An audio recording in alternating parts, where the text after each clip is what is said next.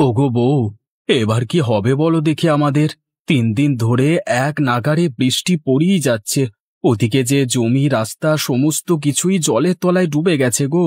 সেই তো গো, খাল পাড়ের ওই কয়েক কাঠা জমিই আমাদের ভরসা। সেই জমির ফসল যদি পচে যায় তাহলে খাবো কি বলো দেখি। গত 2 দিন তুমি আমাকে মাঠে যেতে দাওনি, আজকে তুমি আমাকে আটকাতে পারবে না। আমি বৃষ্টিতে ভিজে হলেও জমির হাল একবার দেখে আসবো। আজকে তোমাকে আমি বারণ করব না, শুধু নিজের শরীরের প্রতি একটু খেয়াল রেখো। এই সময় জ্বর সর্দি বাঁধালে ওষুধ কিনবার টাকা পর্যন্ত আমাদের কাছে নেই। ঠিক আছে গিন্নি, সে দেখা যাবে ক্ষণ। তুমি আমাকে এখন কিছু খেতে দাও দেখি, আমি দুটো খেয়ে জমির হালটা দেখে আসি। ঠিক আছে, তুমি বসো, আমি তোমার জন্য পান্তা ভাত আর কাঁচা মরিচ নিয়ে আসছি। ঠিক আছে গিন্নি, তুমি বাড়িতে থাকো, আমি চট করে একবার মাঠ থেকে ঘুরে আসি। সাবধানে যেও, যা জল বেড়েছে তাতে সাপ খোপ জলের উপর ঘুরে বেড়ানো আশ্চর্য কিছু নয়। বেশ বেশ, সে তুমি নিশ্চিন্তে থাকো। দত্তেরিকা, সেই কখন থেকে জাল ফেলেই যাচ্ছি, একটা মাছও তো উঠবার নাম নেই। 10-12টা মাছ উঠলে লোকের ঘরে গিয়ে বিক্রি করে কিছু টাকা পয়সা কামিয়ে নিতাম, কিন্তু কই, মাছের তো দেখা পাচ্ছি না। দত্তেরি, না, এ যে কোনটা মাঠ আর কোনটা পুকুর সেটা তো আমি ঠিক করে বুঝতে পারছি না। জলের যা স্রোত দিচ্ছে তাতে তো একবার ভুল জায়গায় পা পড়লেই স্রোতে ভেসে চলে যাব। আরে ও গোপালদা, এই বন্যার সময় চললে কোথায় তুমি? স্রোতে ভেসে মারা পড়বে যে। হ্যাঁ গো হারান ভাই, ওই ভয় তো এগোতে পারছি না। এখন জমিটা একবার দেখতে যাব ভাবলাম, কিন্তু কোনটা জমি কোনটা নদী কিছুই তো বুঝতে পারছি না। জমি বলতে তোমার সেই খালপাড়ের জমিটা নাকি? হ্যাঁ গো, সেই জমিটাই বটে, কিন্তু এখন কি করব বলো দেখি। না না, মাথা খারাপ নাকি? এই সময় ওখানে যাওয়া মানে বিপদকে নিজের কাছে ডেকে আনা। সে তো বটেই, তা তুমি এখানে ডিঙি নিয়ে কি করছো? মাছ ধরছো নাকি? হ্যাঁ, মাছ ধরতেই তো এসেছিলাম, কিন্তু দুর্ভাগ্য, জানি না কেন একটা মাছও উঠলো না। মাছগুলো সব গেল কোথায় কে জানে। আচ্ছা হারান ভাই, তুমি যখন মাছ পাওনি তাহলে তোমার ডিঙিতে করে একবার আমার জমিটাতে ঘুরে আসা যায় না? হ্যাঁ, সেটা হতে পারে। এখানে তো শুধু শুধু সময় নষ্ট করে লাভ নেই, তোমাকে নিয়ে গেলে বরং তোমার উপকার হবে। আচ্ছা এসো এসো, ডিঙিতে উঠে এসো। বাড়িতে কেউ আছো? বাবারা, মায়েরা, বাড়িতে কেউ আছো কি? একবার একবার দয়া করে বেরিয়ে আসো না। এ কি বুড়িমা, আপনি কে? আরে বন্যার জল পেরিয়ে বৃষ্টিতে এরকম ভিজে আপনি এখানে কি করছেন? আপনি দাওয়ায় উঠে আসুন তাড়াতাড়ি। হ্যাঁ বুড়িমা, এবার বলুন তো, আপনি বৃষ্টির সময় ভিজে ভিজে অসুস্থ শরীরে এদিক ওদিক ঘুরে বেড়াচ্ছিলেন কেন? মারে, আমার পরিচয় জেনে কি হবে? আমার মতো দুঃখী মা পৃথিবীতে বোধহয় কেউ নেই। আমাকে এই বৃদ্ধ বয়সেও লোকজনের বাড়ির দোরগোড়ায় ঘুরে ঘুরে দুমুঠো ভাত চাইতে হয়। এর থেকে এর থেকে দুর্ভাগ্য আর কি হতে পারে বল মা? এমন করে বলবেন না মা, আপনার যদি কোথাও থাকবার জায়গা না থাকে তাহলে আপনি আমাদের সাথে এখানে থাকুন, আমাদের কোনো অসুবিধা হবে না। মারে, এর আগে আমি অনেক জনার বাড়ির দোরগোড়ায় ঘুরেছি, কেউ আমাকে তাদের সাথে রাখতে চায়নি। রাখা তো দূরের কথা, দুটো খেতে চাইলেও আমাকে দূর দূর করে তাড়িয়ে দিয়েছে। আপনাকে কোথাও যেতে হবে না মা, আজ থেকে আপনি আমাদের সাথে থাকবেন। আমরা দুবেলা দুমুঠো যা খেতে পাই আপনার সঙ্গে ভাগ করে খেতে আমাদের কোনো অসুবিধা হবে না মা।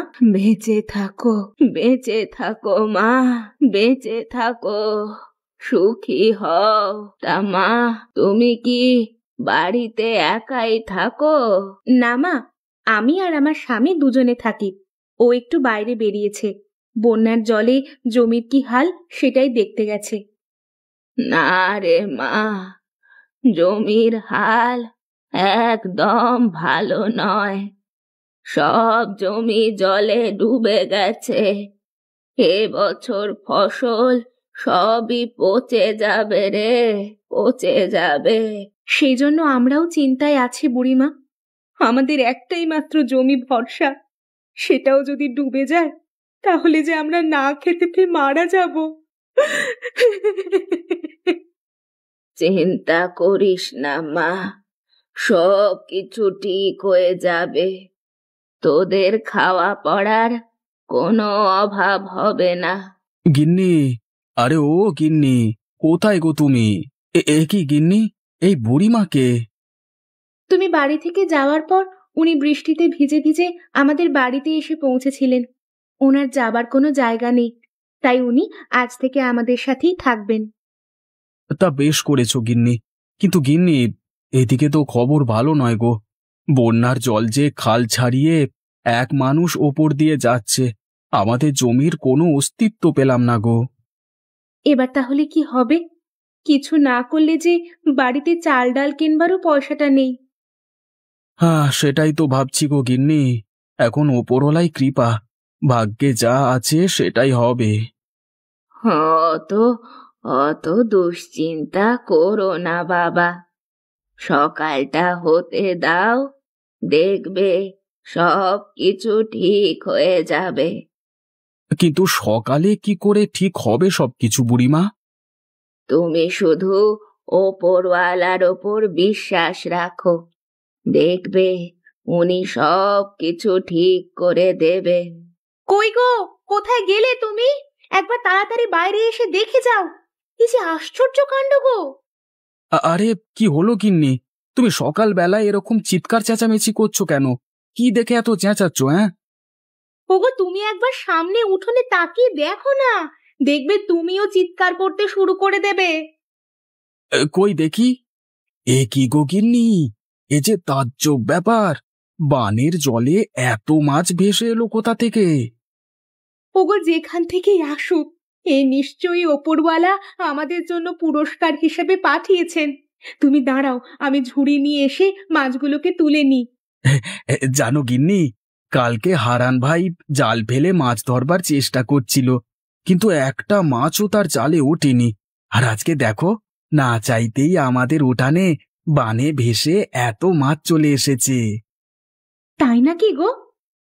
তাহলে আর বলছি কি গিন্নি, কিন্তু গিন্নি, এত মাছ এখন কি করা যায় বলো তো? তুমি একটা কাজ করো, এত মাছ তো আমরা খেতে পারবো না। আমাদের আজকে রান্নার জন্য কিছু মাছ রেখে দিয়ে বাকি মাছ গাঁয়ের মানুষদের কাছে বিক্রি করে এসো। তুমি ঠিক বলেছ গিন্নি, এতে করে হাতে দুটো পয়সাও আসবে, আমাদের আর খাওয়া পড়ার অভাবও হবে না। কিন্তু একটা অসুবিধে আছে গিন্নি। আবার কি অসুবিধে? গ্রামের রাস্তাঘাট তো বানের জলে একদম ডুবে গেছে। আমি জল পেরিয়ে গ্রামের লোকেদের কাছে মাছ বিক্রি করতে যাব কি করে? শোনো, তুমি বরং হারান্দাকে তোমার সাথে নাও। হারান্দার ডিঙিতে করে তুমি মাছগুলো খুব সহজেই গ্রামের লোকেদের কাছে বিক্রি করতে পারবে। তারপর সেখান থেকে যা টাকা হবে তার কিছু অংশ তুমি হারান্দাকে দিয়ে দিও। একদম ঠিক বলেছ গিন্নি, এই জন্যই তোমাকে আমি এত ভালোবাসি। তুমি তাহলে বসো, কেমন, রান্না বান্না করো, আমি হারান্দার সাথে মাছগুলো বিক্রি করে এসে একসঙ্গে বসে জমিয়ে মাছ দিয়ে ভাত খাবো। কিন্তু ঘরে একদমই চাল নেই যে, যা আছে আজকের দিনটাই চলবে। তুমি মনে করে একটু ভাতের চাল নিয়ে এসো না গো। আচ্ছা গিন্নি, তুমি চিন্তা করো না, আমি আসবার সময় ভাতে চাল নিয়ে আসবো। আমি এখন চললাম। হ্যাঁ। এ কি গো গোপাল ভাই, তুমি এত মাছ কোথায় পেলে? আমি তো সকাল থেকে আজ একটা মাছও পাইনি। আরে হারান্দা, বানের জলে ভেসে আমাদের উঠানে এসে জমা হয়েছিল মাছগুলো। বলো কি, এ যে তাজ্জব ব্যাপার। তা এত মাছ নিয়ে তুমি এখন করবেটা কি? এই মাছ এখন তুমি আর আমি মিলে গ্রামের বাকি মানুষদের ঘরে গিয়ে বিক্রি করব। তারপর যে টাকাটা আসবে সেটা আমরা দুজনে ভাগ করে নেব। এটা তুমি মন্দ কথা বলনি। আচ্ছা এসো এসো, আমার ডিঙিতে এসো, আমরা দুজনে মাছগুলো বেচে আসি। আরে তোমরা দুজন এখন এখানে, কি ব্যাপার? মোড়ল মশাই, মাছ লাগবে, আমরা মাছ বিক্রি করতে এসেছি।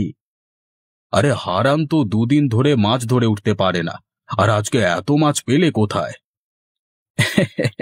সে অনেক কথা মোড়ল মশাই, আপনি চান তো বাকি যে কটা মাছ আছে সব কটাই আপনাকে দিয়ে যাই, সব মিলিয়ে ওই 1000 টাকার মতো হবে। আচ্ছা বেশ, তাই দাও। এই নাও গোপাল, তোমার 1000 টাকা। আবার মাছ পেলে আমাকে কিন্তু অবশ্যই দিয়ে যেও। হ্যাঁ, আচ্ছা মোড়ল মশাই, অবশ্যই দিয়ে যাব। আজকে তো মাছ বেচে অনেক টাকাই হলো, কিন্তু এই টাকার বেশিরভাগটাই তো গোপাল নিয়ে পালাবে। না না না না, এটা তো হতে দেওয়া যায় না। গোপালকে আজকে